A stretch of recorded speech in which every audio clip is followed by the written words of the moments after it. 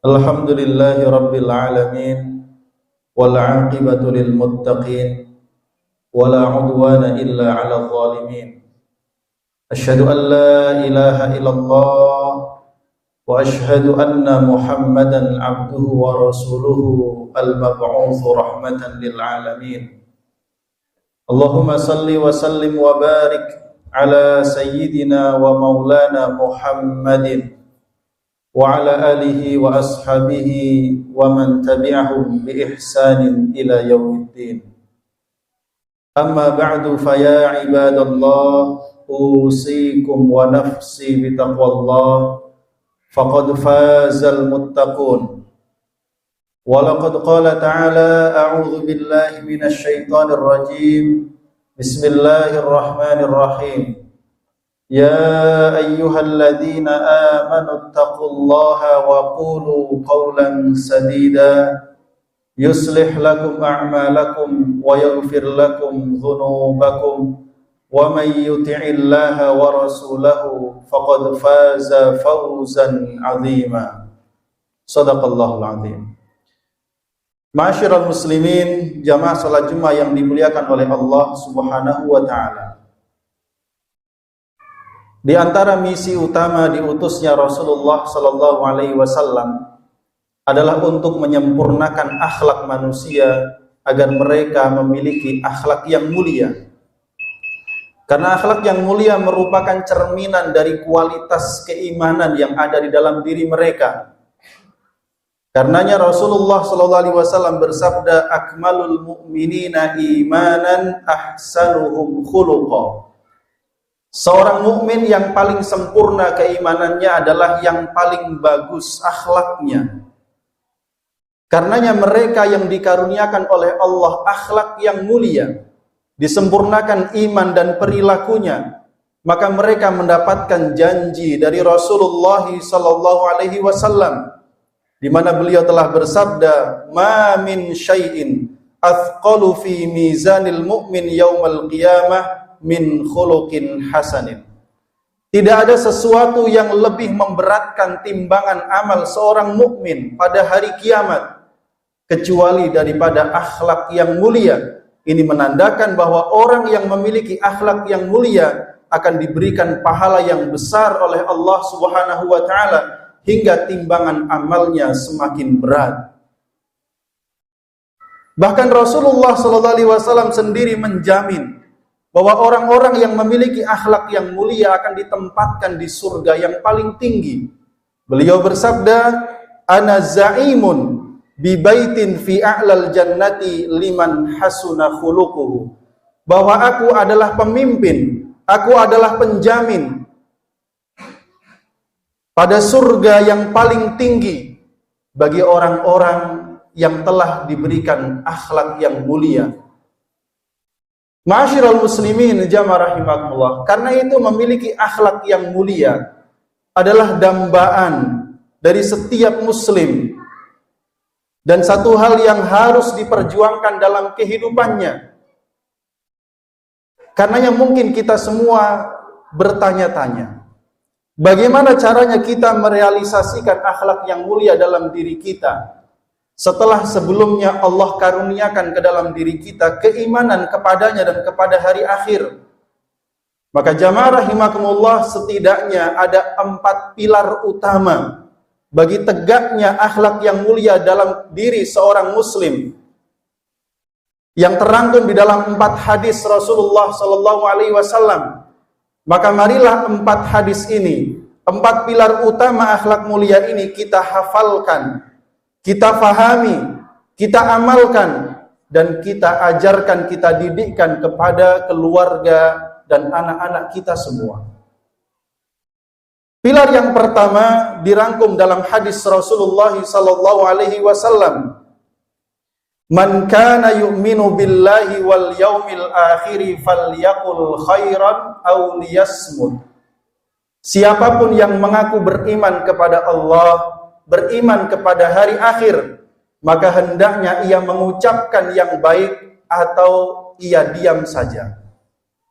Jamaah rahimakumullah, kita memahami bahwa karakter manusia Bisa dilihat dari setiap kata yang terucap dari lisannya. Karena apa yang keluar dari lisan mencerminkan isi hatinya. Dan setiap yang keluar dari lisan juga mencerminkan perbuatannya. Karenanya dalam sebuah hadis yang lain, Rasulullah SAW mengatakan bahwa setiap pagi anggota tubuh manusia berkata kepada lisan, "Wahai lisan, bertakwalah kamu, takutlah kamu kepada Allah, karena kami tergantung engkau. Kalau engkau lurus, maka kami pun lurus bersamamu. Namun jika engkau bengkok, maka kami pun turut bengkok bersamamu." Di dalam Al-Quran surah Al-Ahzab ayat 70-71, Allah Subhanahu wa Ta'ala menyandingkan perintah takwa dengan perintah mengucapkan kalimat yang benar. Ya ayyuhalladzina amanu taqullaha wa qulu qawlan sadida. Wahai orang-orang yang beriman, takutlah kalian, bertakwalah kalian kepada Allah dan ucapkanlah kalimat yang benar. Yuslih lakum a'malakum wa yaghfir lakum dzunubakum wa may yuti'illaha wa rasulahu faqad faza fawzan 'azima. Ibnu Katsir mengatakan dalam ayat ini Allah memerintahkan kepada setiap muslim agar mereka bertakwa dan beribadah kepada Allah dengan sebaik-baiknya dan agar mereka mengucapkan hanya kalimat yang benar saja, yaitu kalimat yang lurus dan tidak bengkok. Kalau mereka melakukannya, maka Allah berjanji akan memberikan taufik, memperbaiki seluruh kehidupannya, memperbaiki seluruh amalannya, dan Allah akan menjanjikan pahala yang besar dan keberuntungan di akhirat.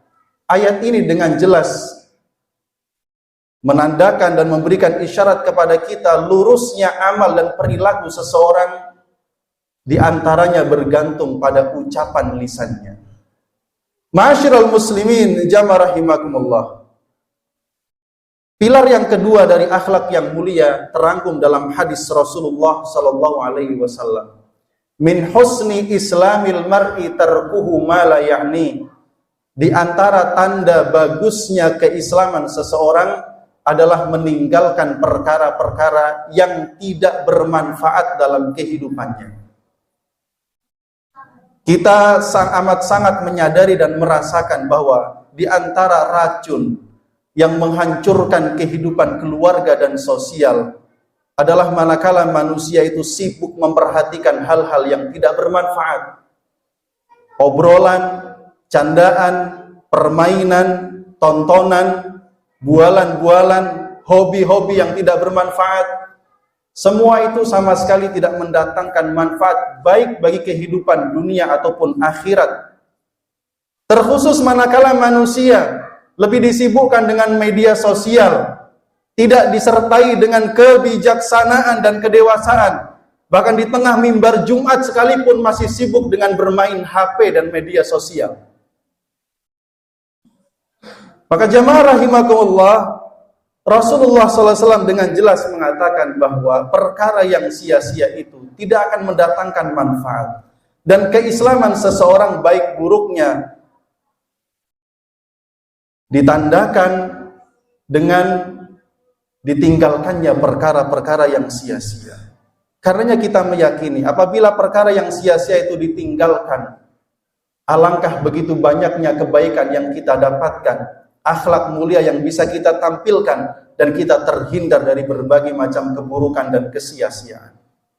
Ma'asyiral muslimin jamaah rahimakumullah. Pilar akhlak mulia yang ketiga dirangkum dalam hadis Rasulullah SAW. Ketika ada seseorang meminta nasihat kepada beliau, "Ya Rasul, berikan nasihat kepadaku, dan jangan berikan kepadaku nasihat yang terlalu banyak, sedikit saja agar aku memahaminya." Maka Rasulullah hanya mengucapkan kalimat la taghdab, jangan kamu marah. Kita amat sangat merasakan betapa kemarahan, emosi, amarah yang diperturutkan tidak mendatangkan banyak kebaikan, justru dapat meruntuhkan dan menghilangkan banyak kebaikan.